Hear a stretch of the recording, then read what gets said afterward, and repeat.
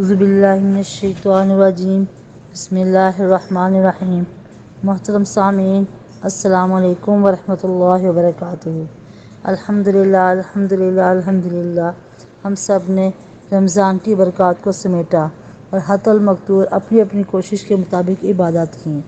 تو اس کے متعلق نبی پاک صلی اللہ علیہ وسلم کا ارشاد ہے کہ جس شخص نے دونوں عیدوں کی راتوں کو ثواب کی امید رکھتے ہوئے زندہ رکھا، یعنی عبادات میں مشغول رہا اور گناہوں سے بچا رہا، تو اس کا دل قیامت کے دن اس وحشت ناک دن نہ مرے گا جس دن لوگوں کے دل وحشت اور خوف کے مارے مردہ ہو جائیں گے۔ اللہ اکبر۔ عید کے دنوں میں گناہوں کی پلاننگ نہ کیجیے۔ عید کی رات اور عید کے دن کا خاص خیال رکھیں۔ عید کی رات اور دن کی غفلت یا غلطیاں، اور بعض اوقات غلطیاں نہیں، بڑے بڑے گناہوں کی پلاننگ ہوتی ہے۔ سارے مہینے کی محنت، دعائیں، ذکر، تسبیحات، سخت گرمی کا روزہ اور ساری کمائی ہوئی نیکیاں ان دنوں میں ضائع نہ کر بیٹھیں، بس اس کی استحاضہ کریں۔ اللہ ہم سب کی حفاظت فرمائے۔ اصل میں چاند رات عبادت کی رات ہوتی ہے۔ نبی پاک صلی اللہ علیہ وسلم کا ارشاد ہے، جس شخص نے عیدین عید الفطر اور عید الاضحیٰ کی راتوں کو ثواب کی امید رکھتے ہوئے زندہ رکھا، یعنی عبادت میں مشغول رہا، تو قیامت کے دن اس کے دل وحشت اور گھبراہٹ کی وجہ سے مردہ نہیں ہوگا۔ تو ہم لوگ پورے رمضان تو ٹوٹی پھوٹی عبادت کا اہتمام کرتے ہیں، لیکن جیسے ہی چاند رات شروع ہوتی ہے اور اللہ کے دربار سے وصولی کا موقع آتا ہے تو ہم بازاروں کا رخ کر لیتے ہیں اور اللہ کی کھلی نافرمانیاں شروع کر دیتے ہیں۔ بے پردگی، فحاشی، موسیقی اور ناچ گانے کا سلسلہ اپنے عروج پر پہنچ جاتا ہے۔ اللہ اکبر، استغفر اللہ۔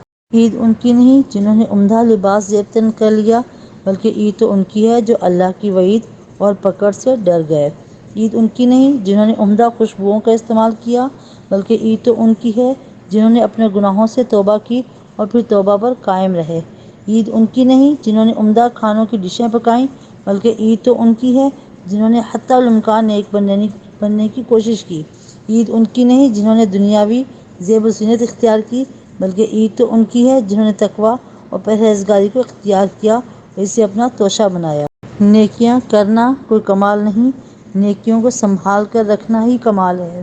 تو ایسا کچھ مت کیجیے گا کہ جب کسی بھی مزدور کا اپنے معاوضہ لینے کا وقت آئے تو اس وقت وہ وہاں سے غائب ہو جائے اور تمام دیوار جو اس نے بنائی ہے اس کو ڈھا دے، تو اس کے بدلے میں سے کوئی مزدوری نہیں ملتی۔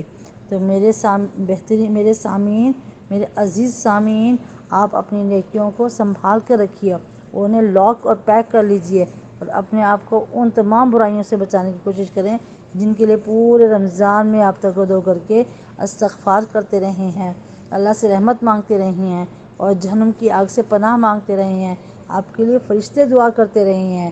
تو بہتر ہوگا کہ آپ ان کے ساتھ ساتھ آخری رات میں بھی عبادت کریں، اور جس طرح رمضان میں آپ نے مکمل طور پر تراویح کا انتظام کیا، آپ نے نمازوں کا اہتمام کیا، آپ نے اپنے آپ کو برائیوں سے روکے رکھا، باقی پورا سال بھی آپ اسی طرح اپنے آپ کو گناہوں اور برائیوں سے روک کر رکھیں۔ اللہ آپ کا حامی اور ناصر ہو۔ اللہ تمام مسلمانوں کو اقبال کا شاہین بننے کی توفیق عطا فرمائے، اور نہ صرف نماز بلکہ نماز اور روزے کے جتنے بھی فیوز و برکات ہیں اور جتنی بھی اس کی روشنی ہے، اپنی تمام زندگی میں اسی کے نیچے محیط کر لے اور اس کے نیچے قائم کرے۔ اللہ ہم سب کو قبول و منظور فرمائے۔ ربنا تقبل منا انک انت السمیع العلیم۔ السلام علیکم ورحمۃ اللہ وبرکاتہ۔